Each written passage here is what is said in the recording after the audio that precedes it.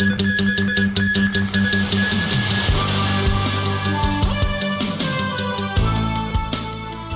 Morrison becomes Australia's new Prime Minister after winning a Liberal Party leadership vote.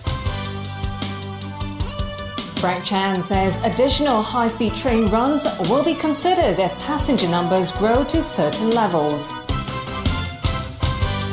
And health authorities expect more dengue infections to come after the number of locally contracted cases hit a new high.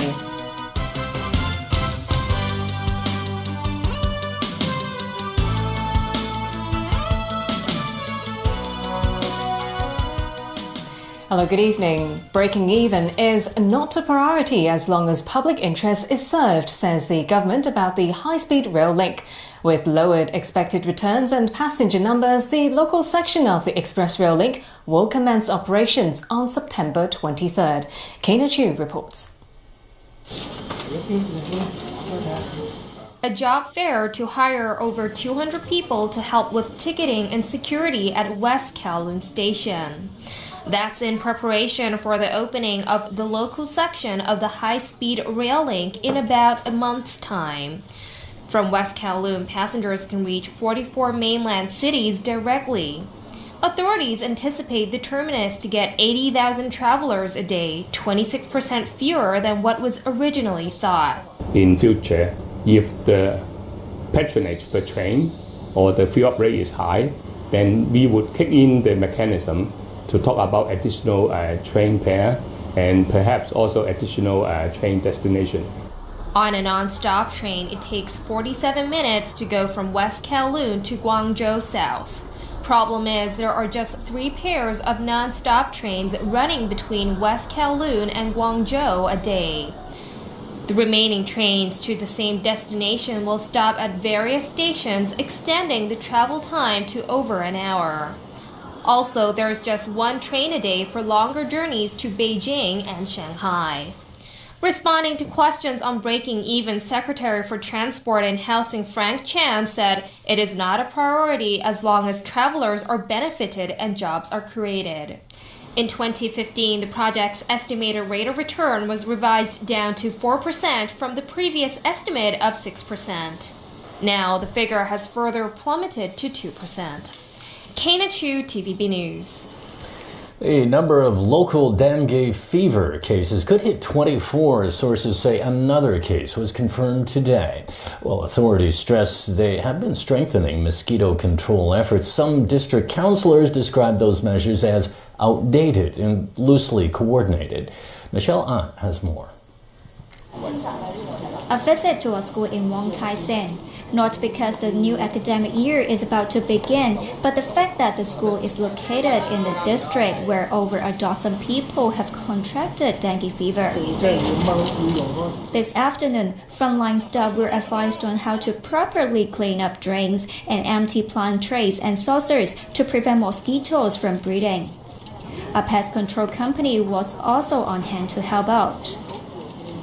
Authorities say it's important to focus on the affected areas for now. We have a special protocol under the FHD colleague to have fogging exercise for locations where the affected individuals are living or they have traveled during the incubation period.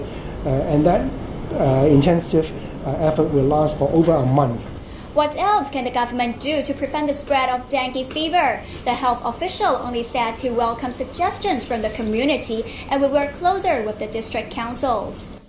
As Wong Tai Sin district councillors gathered to discuss pest control in the area, some criticized current measures as old-fashioned. They said there are new technologies as suggested by the World Health Organization. There are some viruses cultivated in the laboratory. They can prevent the egg from spreading among mosquitoes. While it remains unclear when the council will meet again, it urged the government to also take action against some mosquito breeding spots in the district. Michelle An, TVB News. Hong Kong and Shanghai authorities today signed 15 cooperation agreements on 6 major areas, including finance, technology and education.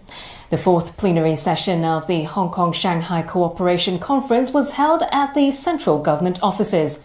Chief Executive Carrie Lam and Shanghai Mayor Ying Yong chaired the meeting. Lam stressed that both cities have become the country's main passage to the world, so it's important to strengthen cooperation. Meanwhile, some pan-democratic lawmakers stressed while they agree with economic cooperation with the mainland, there's a necessary precondition.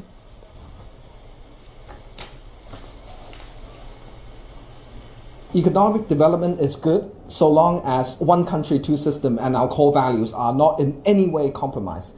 On that precondition, I think we should have economic development and cooperation, and we look forward to finding more opportunities for especially young professionals to develop their careers and also opportunities in which they could contribute to the economy. Elsewhere, Australia has just been handed its sixth leader in the past 10 years. Former Treasurer Scott Morrison has just been sworn in as Prime Minister after winning a Liberal Party leadership vote earlier today. It is the latest chapter in an era of extraordinary political instability. I, Scott John Morrison, do swear. Morrison, who was Treasurer under former Prime Minister Malcolm Turnbull, emerged the surprise winner in a three-way challenge for the leadership of the Liberal Party, brought on by a right-wing rival this week. Morrison promised to end an internal battle that has scarred the Conservative government ahead of an election due by next May. There's been a lot of talk this week about whose side people are on in this building. We're on your side. And we're on your side because we share beliefs and values in common.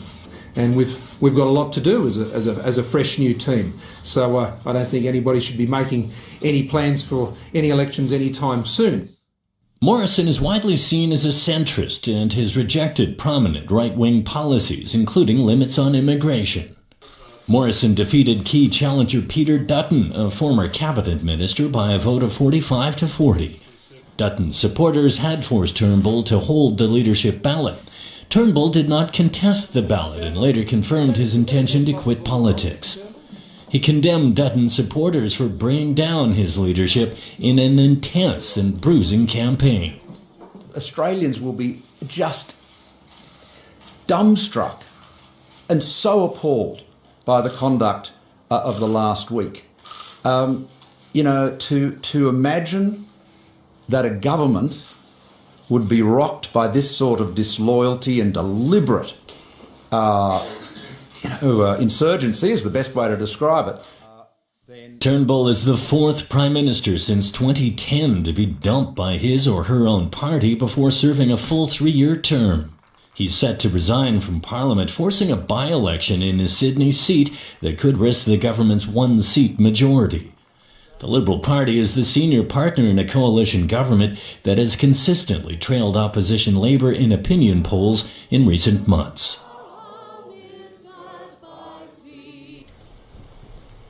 U.S. and Chinese negotiators have ended 2 days of meetings without breaking a deadlock over trade. Friction has unnerved financial markets and disrupted global commerce. A Commerce Ministry statement said the talks were constructive and frank and that the two sides will maintain contact. Finance Minister Liu Kun said China will keep hitting back as more U.S. trade tariffs are imposed, but its counterstrikes will remain as targeted as possible. But he said in an interview with Reuters news agency that China will try not to hurt foreign businesses operating in the country. He also said the government will increase its spending to support workers who are hurt by the trade conflict. A weakening typhoon is brushing by Seoul after battering the southern part of the Korean peninsula. Typhoon Solik is still expected to pound South Korea's mountainous eastern region with rain and winds. The storm left one person missing, damaged many buildings, cancelled flights and caused power outages. Meanwhile, Japan's weather agency has downgraded a separate storm from typhoon strength after it crossed the western part of the country overnight. More than 300 flights were cancelled and high-speed bullet train service was suspended in the region. Cimarron is now a tropical storm and is forecast to make landfall on southern Hokkaido Island tonight. The South Korean court today extended the lengthy prison sentence of former President Park Geun-hye for corruption in office. The Seoul High Court handed down a 25-year prison sentence after concluding Park took more money in bribes than initially believed. In April, a lower court sentenced her to 24 years in jail. The court also increased her fine by $1 million to $17.8 million. She was convicted of bribery, extortion, and abuse of power. In July, the 66-year-old received an additional 8 years in prison for abusing state funds and violating election laws in a separate case. Park maintains her innocence and says she is the victim of political revenge. And we'll have more news after the break.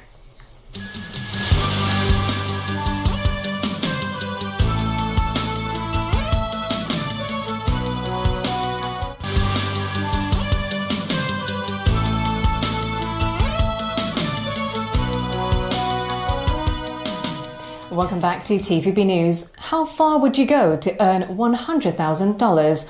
For some, it's marrying a stranger from the mainland so they can apply to settle in Hong Kong. That's of course illegal, and the Immigration Department has again warned of the higher price to pay as those involved have been convicted of fraud. What's supposed to be a sacred union is nothing more than a lie. A lie to the authorities so mainlanders can secure a one-way permit to enable them to stay indefinitely in Hong Kong. The Immigration Department arrested 86 people involved in arranging and agreeing to bogus marriages. Officers believe they smashed an active syndicate that had been operating for 4 years and arranged at least 66 fake marriages. We are going to have a team to patrol on the internet to check whether there's further advertisement concerning bogus marriages, and at the same time we will do undercover operation. He said locals between 19 and 29 are often targeted online and through newspaper ads. They were guaranteed $80,000 to $100,000 to tie the knot with someone in Fujian or Guangdong province.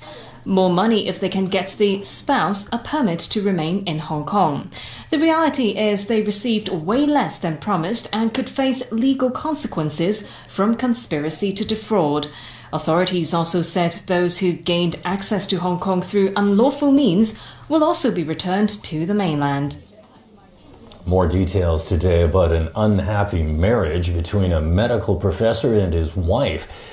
53-year-old Ka Kim-sun is accused of murdering his wife and daughter in 2015. Pinky Wong with more. He took to the witness stand. She's a close friend of Wang Xiuvong, who was allegedly killed in 2015 by her husband, an associate professor in anesthesia.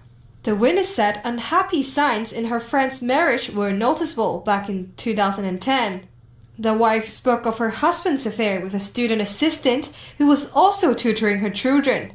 The couple didn't talk much, and household matters were communicated through text messages. After the wife sought help, Fong said she became a happier person and she accepted what she couldn't change. In 2015, the 47-year-old wife was found dead in the family car, along with her teenage daughter. The court earlier heard they died from carbon monoxide poisoning, with the toxic gas leaked from a yogurt bowl. When the family's domestic helper testified, she recalled the wife's habit of practicing yogurt every week. She also never saw the defendant eat with his wife and kids. The defendant's two other children were at court today, where they spoke and smiled. One of Ka's assistants said the professor got hold of carbon monoxide as he was experimenting the effects of the gas on animals. The hearing is conducted in English. This morning, the judge reminded all lawyers to speak slower and clearer for the jury. Thank you all. TVB News. South Africa's government lashed out at U.S. President Donald Trump after he tweeted that his administration would be looking into alleged seizures of white-owned land and the large-scale killing of farmers. Pretoria said Trump's tweet is based on false information and is accusing him of stoking racial tensions and divisions. Alan Booknia reports. South Africa is in the throes of a racially charged national debate over land reform.